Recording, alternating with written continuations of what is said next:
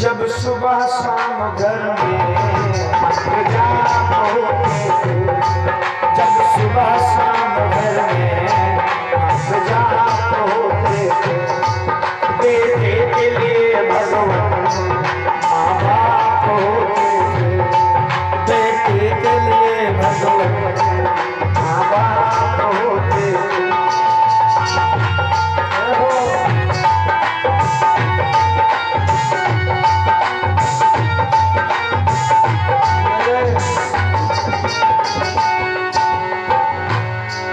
जब सुबह शाम घर में मंत्र जाप होते, बेटे के लिए भगवान माँ बाप होते, माँ बाप की दुनिया को छोड़ के माया की दुनिया में गुम हो गया इंसान।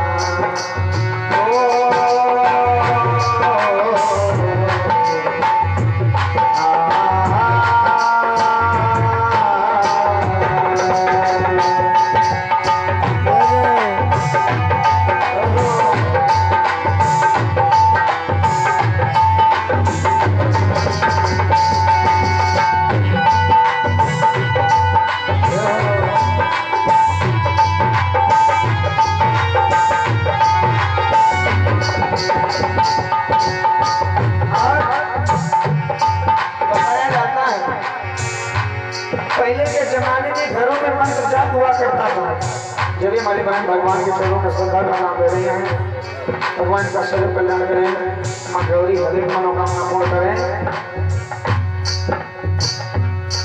जब सुबह शाम घर में